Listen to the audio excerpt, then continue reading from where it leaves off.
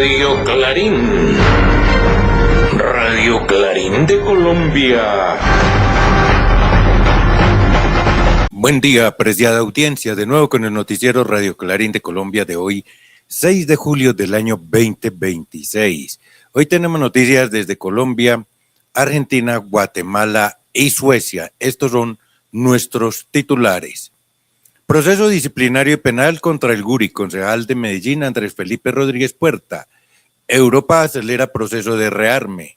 Con el deprimido de 3M se eliminan los semáforos y frenan la movilidad de Soacha. Reapertura de la Siberia Señal Editora. Sensaciones luego de la segunda vuelta presidencial del 21 de junio. En elecciones Colombia y Perú gana la ultraderecha. La corrupción, las internas del poder y la inacción de la oposición en Argentina. Versión 23 de la Copa Mundial de la FIBA 2026 en Norteamérica. Radio Clarín de Colombia es mundial. Así pues, querida audiencia, ahí nos vamos con una parte del noticiero. Bueno, pero tenemos cositas que entonces a muy poco les gusta que se hable, pero las tenemos que hablar, las tenemos que decir, como es la que se nos viene acá. Apertura en proceso disciplinario y penal, proceso disciplinario y penal contra el Guri, sí señores, contra ese señor que envalentonadamente anda con un bate, rodeado de algunos amigos, y piensa pues que él puede hacer y deshacer, proponer bombardear, acabar con la vida de los humanos o él acabarlas, ¿no? Y así muy al estilo de nuestro corresponsal desde Medellín, Saúl Ignacio Peláez. Adelante, Saúl, lo escuchamos. Amable audiencia, parece ser que los organismos de control del Estado colombiano, algunos de ellos se acordaron tarde, pero se acordaron ahora sí de hacer un proceso disciplinario contra el concejal del distrito de Medellín, Andrés Felipe Rodríguez Puerta, popularmente conocido como el Guri o como el instigador de los bates de béisbol.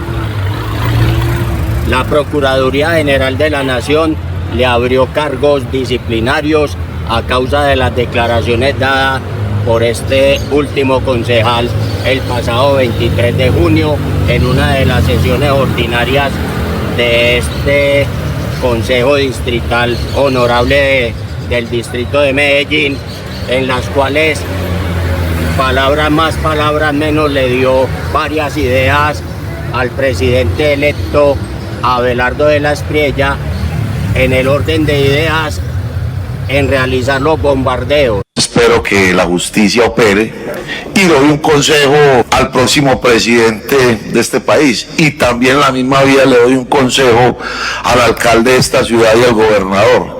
Si ya sabemos exactamente en qué mesas de votación hubo irregularidades en donde porcentajes superiores al 80% fueron votos dirigidos a Iván Cepeda, pues entonces los próximos ataques, bombardeos y demás tienen que ser dirigidos hacia esas zonas, porque en esas zonas están los bandidos de este país.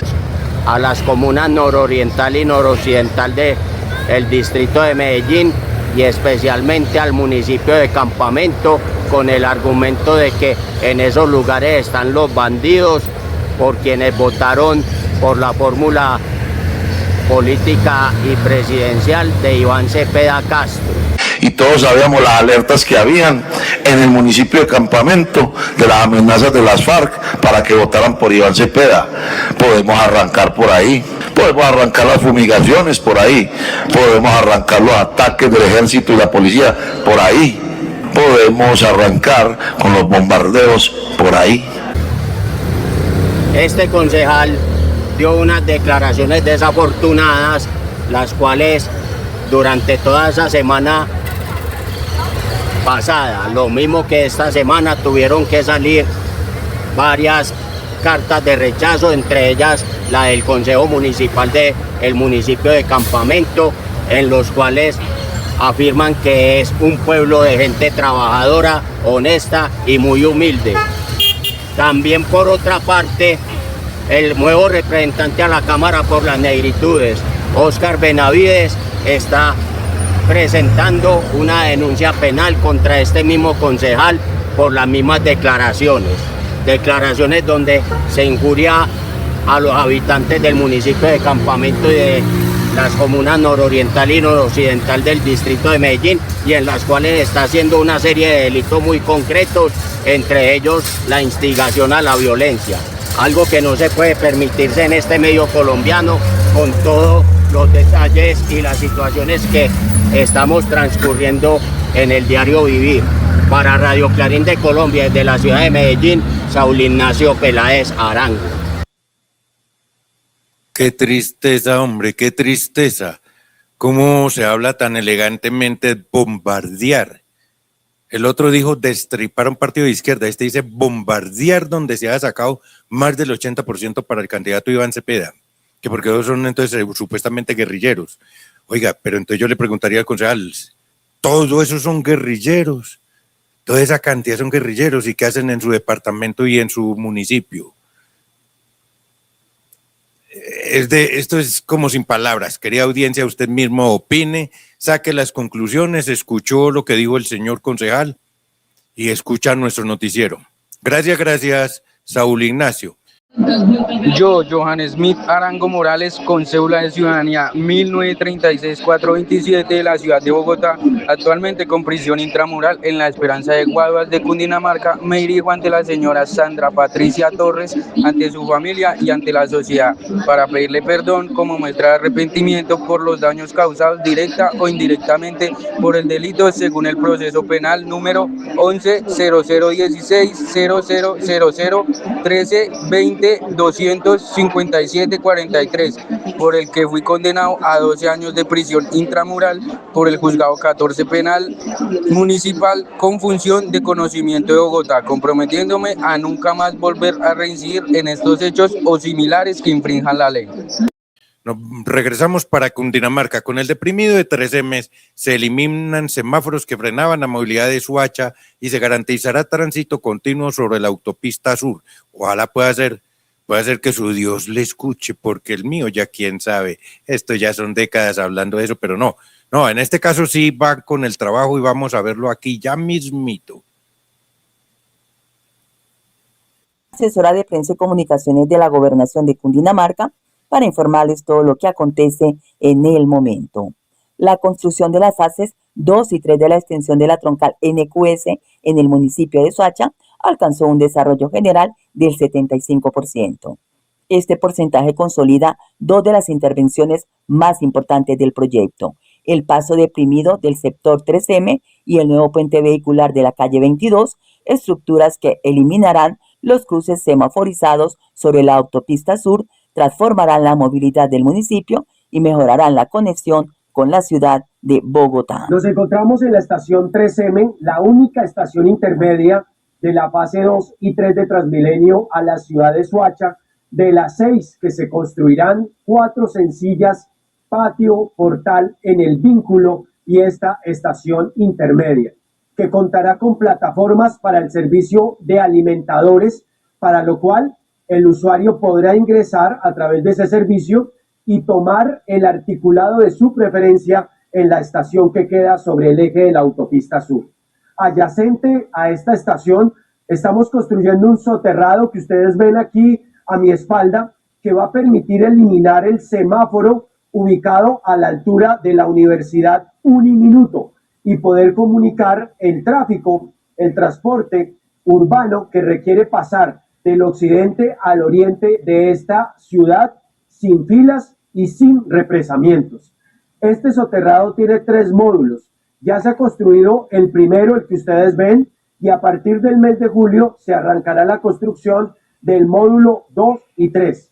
Este soterrado al final tendrá una longitud de 70 metros y un galio de 7 metros. Esta obra tendrá una duración de 9 meses, tiempo en el cual usaremos un plan de manejo de tráfico específico para este lugar, para evitar que tengamos un alto impacto en el tráfico que por allí, por la autopista sur, transita. El total del proyecto fase 2 y fase 3 a la ciudad de Soacha ya avanza en un 75% y esperamos, antes de finalizar este año, podamos tener ya articulado llegando hasta el patio portal del vínculo, mejorando los tiempos de viaje de los soachunos hacia Bogotá. Las entidades encargadas del proyecto agradecen la comprensión y la paciencia de los usuarios de la vía durante el desarrollo de estas jornadas constructivas encaminadas hacia una infraestructura vial moderna y segura. Y recuerden, desde la Gobernación de Cundinamarca se hace un llamado a los habitantes del departamento para que reporten las situaciones de emergencia a través de la línea 123, la cual funciona a las 24 horas del día con atención efectiva y oportuna. Les informó Aiza Trujillo Laguna. Gracias, colega Aiza Trujillo Laguna, allá en la Oficina de Prensa y Comunicación de la Gobernación de Cundinamarca. Nos vamos ahora para Suecia. Europa acelera ahora el peor proceso de rearme después de la Guerra Fría, así muy al estilo de nuestro corresponsal José Cheo Sánchez. Adelante, José Cheo. Salud, audiencia. Europa se militariza en medio de la rusofobia. Europa acelera el mayor proceso de rearme desde la Guerra Fría. La OTAN incrementa su presencia militar en el norte del continente y países como Suecia, Alemania, Polonia y Estados Bálticos aumentan significativamente su presupuesto de defensa, mientras los gobiernos europeos justifican esta medida por las amenazas que representa Rusia. Diversos analistas consideran que el clima de confrontación política y militar, acompañado de un creciente discurso de hostilidades hacia Rusia, está consolidando una nueva carrera armamentista que desplaza recursos destinados a la inversión social hacia la industria de la guerra. Venezuela continúa de luto nacional. Venezuela mantiene 7 días de duelo nacional por las víctimas del devastador terremoto que golpeó al país. Continúan las labores de rescate, atención a damnificados y reconstrucción de zonas afectadas. Mientras el gobierno concentra sus esfuerzos en la emergencia, denuncia que sectores de la oposición más radical intentan obtener provecho político de la tragedia. Desde el oficialismo también se recuerda que algunos de esos dirigentes respaldaron en el pasado sanciones internacionales e incluso llegaron a manifestarse a favor de una intervención militar extranjera contra Venezuela, por lo que considera contradictorio que ahora pretendan presentarse como defensores del pueblo venezolano. Estas son posiciones sostenidas por el gobierno y forman parte del debate político nacional. La FIFA vuelve a estar bajo la sombra de la desconfianza. El Mundial de 2026 continúa desarrollándose en medio de nuevas políticas y decisiones arbitrales. El funcionamiento del VAR y cuestionamiento de la organización del torneo ha reenviado las críticas contra la FIFA. La organización arrastra una larga historia de escándalo por corrupción y aunque actualmente no existen pruebas concluyentes que demuestren un fraude sistemático en el desarrollo del Mundial del 26, diversos analistas y medios internacionales sostienen que la institución continúa enfrentando graves problemas de credibilidad y transparencia, alimentando la sospecha y el descontento entre aficionados y especialistas. Para Radio Clarín de Colombia les habló desde Suecia José Cheo Sánchez. Gracias, José Cheo. Nos vamos ahora de nuevo para Colombia. Reapertura de la librería Señal Editora y últimas sensaciones luego de la segunda vuelta presidencial del 21 de junio, muy al estilo de nuestro corresponsal Saúl Ignacio Peláez. Adelante, Saúl. Amable audiencia, entre las noticias más variadas que podemos dar a continuación, se destaca que el pasado 27 de junio, a eso de las 10 de la mañana, se reabrió nuevamente la librería Señal Editora en el edificio Bárbula, en el primer piso, luego de que a partir del fallecimiento de Edgar Tobón Uribe, su dueño eterno, esta librería fue objeto de reorientación y traslado de su antigua sede, que quedaba en la calle 50, número 4528, muy cerca a la avenida del Palo y la avenida Oriental, sobre la calle Colombia, donde estaban apostados muchos negocios de insumos médicos y de otras lides comerciales. se realizó allí una tertulia especial donde se hizo recorderis de todos los hechos importantes ocurridos en esa librería y en las tertulias durante más de 40 años. Y la acogida de los hijos de Edgar Tobón fue impresionante para todos los contertulios. Por otro lado, hay muchas sensaciones todavía luego de las elecciones de la segunda vuelta presidencial del 2021. La sensación de fraude sigue estando en el ambiente, pero a propósito de eso, esa es una tarea que está encargada de ella por dilucidar y organizar de parte de Luis Guillermo Pérez Casas y sus abogados asociados a la causa progresista, donde se están recolectando antes de 30 días que se vence el plazo para presentar los recursos de la nulidad de la elección presidencial, todas las pruebas que sucedieron antes de las elecciones de primera y segunda vuelta, durante las elecciones y posterior a los escrutinios oficiales. Todo está por verse, todo está en desarrollo, todo esto requiere tiempo, pero si esto da para adelante, que así sea. Para Radio Clarín de Colombia, desde la ciudad de Medellín, Saúl Ignacio Peláez Arango. Gracias, Saulito. Por lo menos estamos hablando de libros y no necesariamente de amenazas como las hacen los amigos, entre comillas. Bueno, ahora nos vamos para Guatemala, quien desde Guatemala y muy al estilo de nuestro corresponsal Marcelo Colucci nos hace un análisis respecto a lo que está ocurriendo de la era geopolítica en Latinoamérica, que tiende nuevamente a derechizarse. Adelante, Marcelo. Buenos días, audiencia. Acaban de pasar elecciones en Colombia y en Perú y ha ganado la derecha, la ultraderecha. Para el campo popular, no solo de esos países, sino de toda Latinoamérica, del mundo se podría decir. Todo esto es una mala noticia. Este ultraderechista fanático de Las Espriella llega a la presidencia en Colombia diciendo que vamos a destripar a la izquierda. Bueno, si ese es el plan de gobierno, ¿qué nos espera como campo popular? Vamos para atrás, cada vez más para atrás. En Argentina, a un joven que votó por Javier Milei, otro ultraderechista fanático, convencido totalmente del libre mercado y que tiene que desaparecer el Estado, se le pregunta por qué vota por él y la respuesta es porque es cool ser fascista. ¿Cómo cool? Bueno, se ha puesto de moda esto. Ser cool es algo genial, buenísimo. Está a la moda. Bueno, ¿cómo se ha llegado a esto? Bueno, hay un sinnúmero de factores, claro. Los años, las décadas de neoliberalismo con su prédica por el individualismo absoluto, la caída de los socialismos reales, la falta de propuesta convincente en las izquierdas partidarias actuales, la crisis general del sistema capitalista, un bombardeo mediático de la derecha impresionante. Bueno, hay que reaccionar. Creo que es hora de reaccionar. ¿Cómo puede ser que un joven diga que es cool ser fascista? Como la mitad del electorado en Perú, en Colombia, vota, quizás sin conciencia, síndrome de Estocolmo, habrá que decir, vota por candidatos de ultraderecha, sus verdugos. Bueno, es hora de reaccionar. Para Radio Clarín de Colombia, desde Guatemala, habló Marcelo Colucci. Gracias, Marcelo. Nuestro pueblo, sí, merece o merecemos lo que nos dan. De verdad, como robot votando por el verdugo, por el que los explota, hombre. Qué tristeza.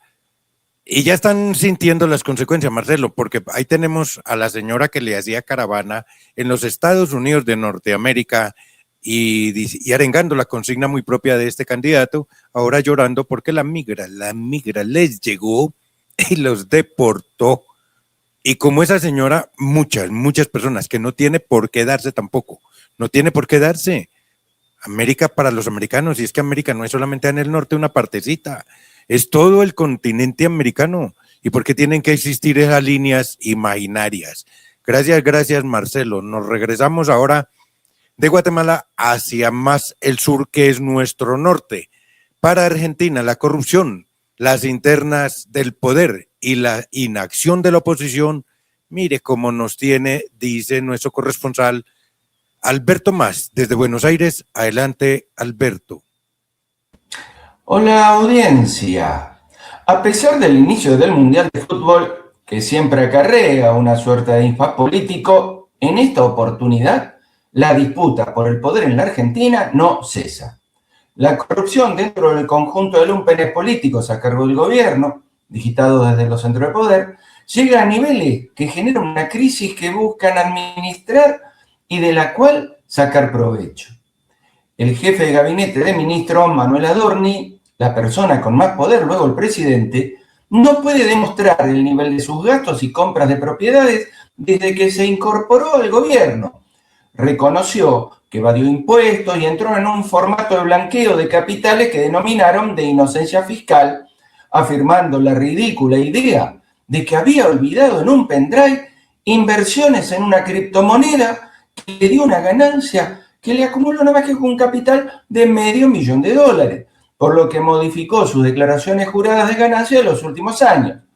Milei lo sostiene y él no renuncia. Lo tremendo también es que Andrés Vázquez, responsable de administrar la agencia que controla y recauda impuestos, la Agencia de Recaudación y Control Aduanero, se acogió al mismo régimen simplificado de ganancias de la misma ley de inocencia fiscal, junto a la máxima figura del gobierno como Federico Sturzenegger y José Luis Esper. Es decir, un zorro cuidando las gallinas y una ley preparada para los funcionarios de este gobierno de la Libertad Avanza. Estos niveles descomunales de corrupción, sumados a los créditos del Banco Nación a funcionarios para disimular los sobresueldos o la estafa libra, han generado una interna en lo más profundo del poder político que es aprovechada por el denominado Círculo Rojo, los grandes grupos económicos que siempre se beneficiaron de las políticas estatales, incluidos los medios hegemónicos y los nuevos fondos de inversión extractivistas y tecnológicos que buscan profundizar sus posiciones dentro del staff gubernamental, pero siempre con el mismo plan de entrega del país a los fondos que manejan el imperio. Mientras, el presidente de la Cámara de Diputados, Martín Menem, visitó Israel y firmó acuerdos desconocidos para las mayorías y el Senado, continuando con el sectarismo irracional a la política exterior de Estados Unidos e Israel. Esto se produce en medio de una crisis económica que afecta al mercado interno, caída del consumo permanente y cierre de pequeñas y medianas empresas y ya de varias grandes que se vieron afectadas por la motosierra y la apertura de importaciones en forma indiscriminada. Desde Argentina reportó Alberto Más para Radio Clarín de Colombia. Gracias, Alberto. Regresamos a Colombia, pero metámosle algo más agradable. Versión 23 de la Copa Mundial de la FIFA 2026, Norteamérica. Radio Clarín de Colombia es mundial, muy al estilo de nuestro corresponsal Saúl Ignacio Peláez. Audiencia, desde el pasado 11 de junio se está realizando en México, Canadá y Estados Unidos la versión 23 de la Copa Mundial de Fútbol de la FIFA para mayores varones, con la novedad de la participación de 48 equipos en un formato de ronda de grupos de 12 de ellos, con 4 equipos cada uno, con la clasificación de los 2 primeros más los 8 mejores terceros. En este momento se está realizando la fase de los 16avos de final y en esa fase están clasificados 9 de los 10 equipos africanos, 2 de los 9 equipos asiáticos que clasificaron, varios equipos del continente americano menos Curazao, Haití, Panamá y Uruguay. Y esta ronda de los 16avos de final con partidos bastante importantes y que al día viernes 3 de julio terminará con el último partido entre Colombia y Ghana, a falta de ese ganador aún. Partido que se realizará a las 8:30 de la noche de ese día en Kansas City. Esperemos que a la selección Colombia le termine de ir bien en ese partido de 16avos de final, ya que en la ronda de grupos, en el grupo K, logró un triunfo de 3-1 sobre Uzbekistán, un tanto a 0 sobre República Democrática del Congo y un 0-0 contra Portugal. Todo está por decirse aún en este campeonato mundial. Es un verdadero campeonato mundial con este formato. Y quizá con este formato, a futuro con el formato de los 64, de aquí en adelante van a haber muy buenas emociones y de las mejores. Para Radio Clarín de Colombia, desde la ciudad de Medellín, Saúl Ignacio Peláez Arán. Gracias, Saúl Ignacio Peláez, porque es la Radio Clarín de Colombia, es mundial. Gracias, Saúl. Y así, querida audiencia, hemos llegado al final de esta su emisión. No lo olvide que nos vemos el próximo día. ¡Felicidades!